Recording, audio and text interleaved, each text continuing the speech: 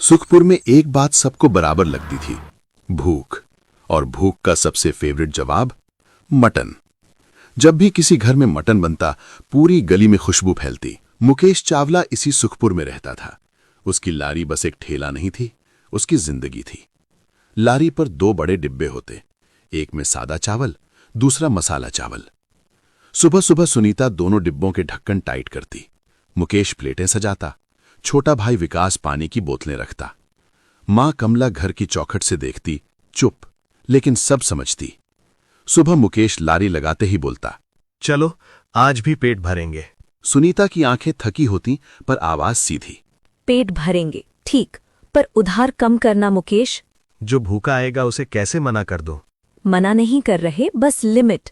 भूख की लिमिट होती है। पहला ग्राहक अक्सर राहुल होता, स्कूल में हेल्पर।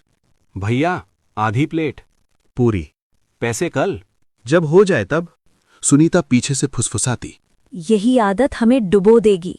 पास से माया काकी गुजरती, बोलती, मुकेश, तेरा दिल बहुत बड़ा है पर जेब छोटी है। काकी, दिल छोटा कर लो। दिल नहीं, उधार छोटा कर। मुकेश समझता था पर मानता नहीं था, क्योंकि उसके लिए भूखा आदमी सबसे पहले था। घर छोटा था, रसोई में गैस नहीं, कभी चूल्हा, कभी छोटा सिलेंडर। मां कमला की दवा चल रही थी, विकास की फीस बाकी थी। रात को खाना खाते खाते सुनीता हिसाब खोलती। आज कितने बचे? इतने के कल चावल आ जाए। और दाल? देखेंगे। देखेंगे नहीं, लाना पड़ेगा। विकास बोल पड़ा, भैया स्कूल में सबके पास टिफिन होता है, मेरे पास नहीं। मुकेश का चेहरा उतर गया। कल से होगा। कल कब आता है? कमला ने धीरे से कहा, बेटा, किसी को भूखा मत रहने दे, पर अपने घर को भी भूखा मत कर। सुनीता की आंखें भर आई, पर उसने पोंछ लीं। तुम इतने अच्छे क्यों हो? क्योंकि मैं जानता हूँ भूख कैसी लगती है। और तुम नहीं जानते बेइज्जती कैसी लगती है। मुकेश ने हल्की सांस ली। जानता हूँ, रोज लगती है। सुखपुर में राशन का राजा था बंसी। सुनीता पहले ही बोल चुकी थी, बंसी से उधार मत लेना, वो इंसान नहीं, हिसाब है। मुकेश बोला, हमारे पास और कौन है? एक दिन बंसी की दुकान पर सुनीता गई थी। बंसी ने उसके सामने बोल दिया, सुनीता, साफ बोलूं, अब उधार बंद। तुम्हारे घर का पन्ना बहुत लंबा हो गया है।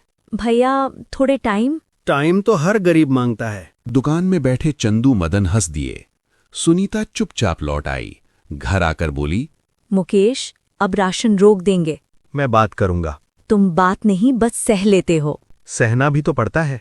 मुकेश का दोस्त था रमेश। रमेश हंसमुख था, मजाक में भी सच बोल देता। एक दिन रमेश लारी पर आया। भाई चावल बिकते हैं, पर चावल में हॉट पॉइंट नहीं है। Hot point? मतलब लोग कुछ यूनिक ढूंढते हैं। सादा चावल तो हर जगह। तो क्या करें, हमारे पास क्या है? रमेश ने मुकेश को देखा। तेरे पास दिल है, पर मार्केट दिल से नहीं चलता। तो कुछ ऐसा सोच जो लोग याद रखें। जैसे? जैसे मटन। सुनीता ने आंखें दिखाईं। मटन? वो भी हम? अरे मजाक कर रहा हूं। मुकेश हंसा नहीं, बस सोच में पड़ गया।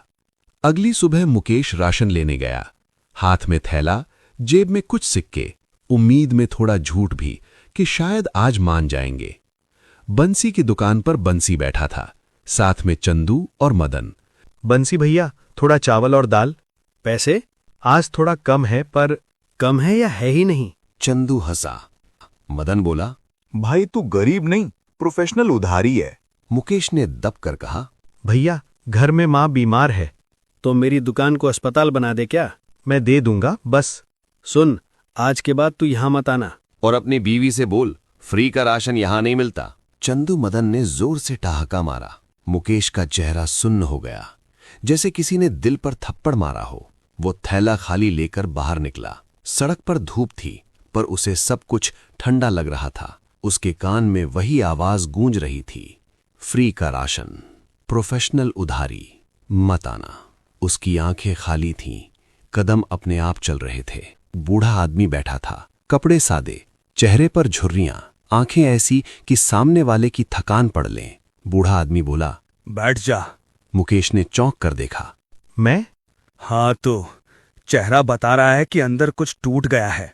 मुकेश बैठ गया, कुछ देर चुप रहा, फिर फूट पड़ा। मैंने क्या बिगाड़ा है? मैं लोगों को कभी उधार दे देता हूं, कभी फ्री, फिर भी लोग मुझे ऐसे बोलते हैं। बूढ़ा आदमी ने ध्यान से सुना, फिर बोला, तू देता क्यों है? क्योंकि भूख किसी की भी हो सकती है। और तू खुद? मैं तो रोज। बूढ़ा आदमी ने बात बीच में रोक दी। तू अच्छा आदमी है।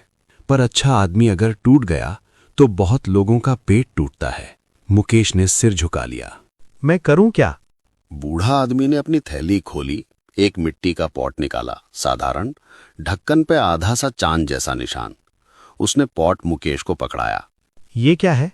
बूढ़ा आदमी ने बहुत कम शब्द बोले, इसे घर ले जा। हर चीज हर हाथ में नहीं चलती।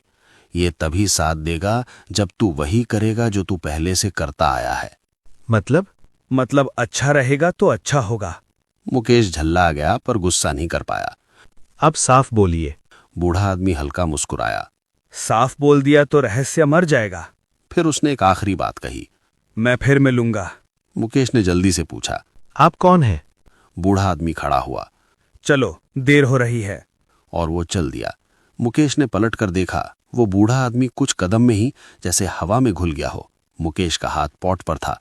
मन में डर भी था और एक अजीब सी उम्मीद भी। घर पहुंचकर सुनीता ने मुकेश की खाली आंखें देख लीं। बंसी ने? मुकेश बस सिर हिला देता है, फिर पॉट निकालकर रख देता है। ये कहाँ से आया? मुकेश सारी बात बताता है। सुनीता का चेहरा बदलता रहता है, कभी डर, कभी गुस्सा, कभी ये क्या मुसीबत है। तुमने किसी अनजान से पॉट ले लिया? उसने ऐसे दिया, बोला अच्छा रहेगा तो अच्छा होगा। ये क्या लाइन है?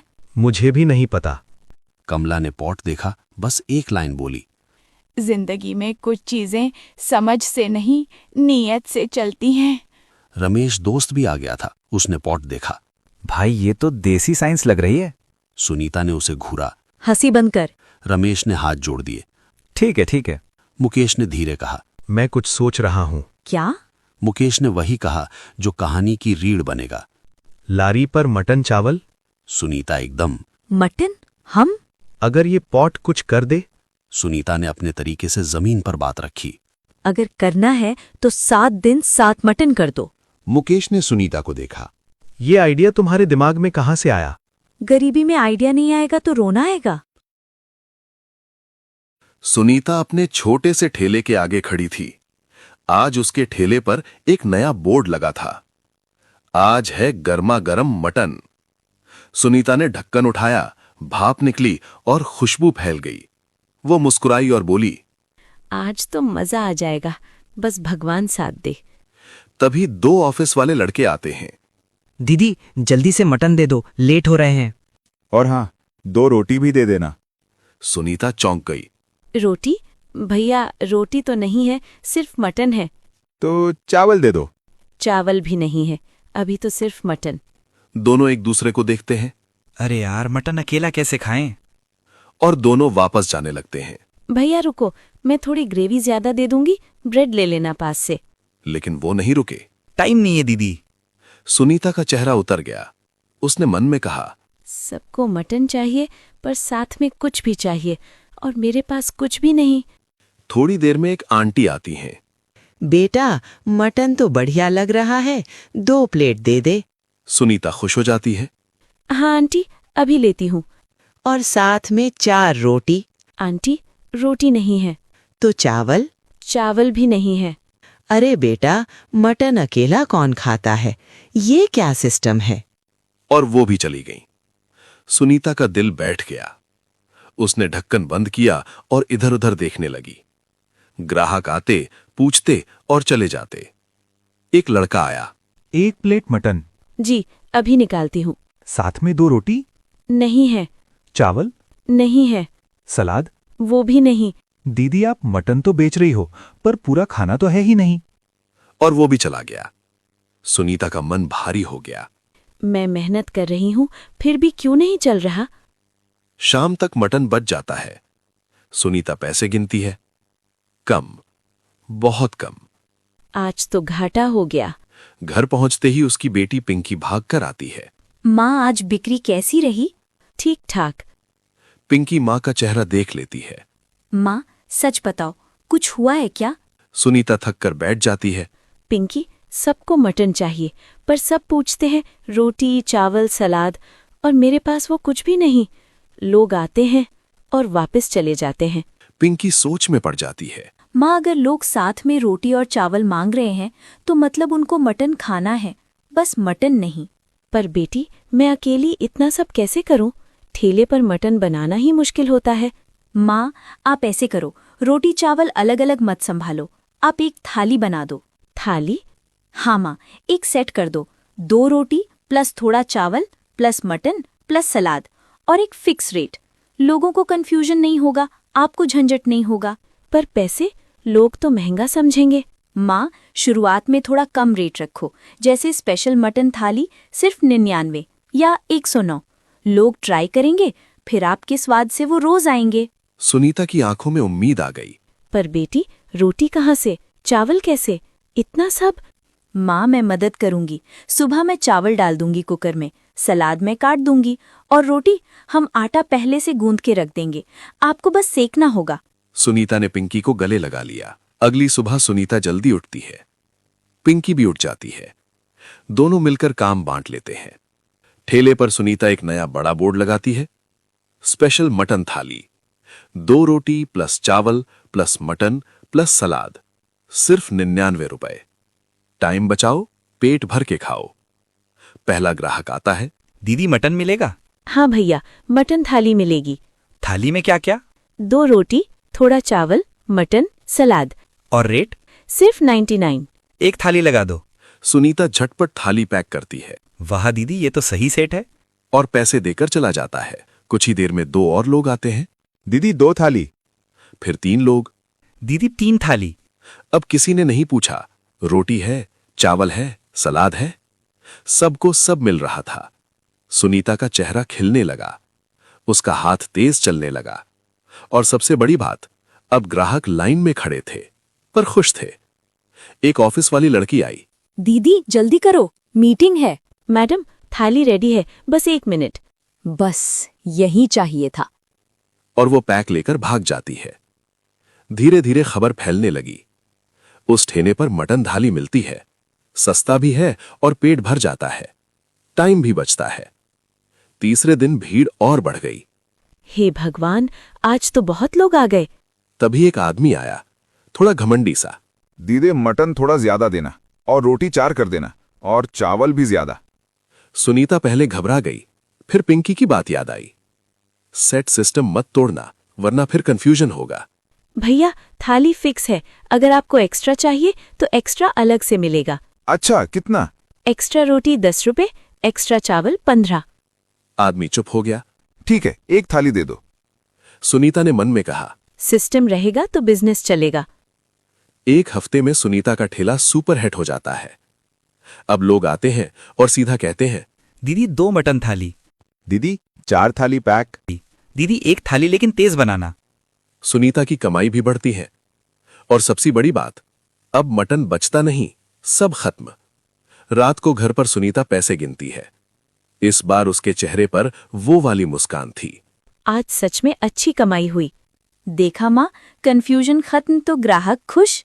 बिल्कुल, पहले लोग मटन देखकर खुश होते थे, पर बिना रोटी चावल के परेशान। अब सबको पूरा खाना मिल रहा है।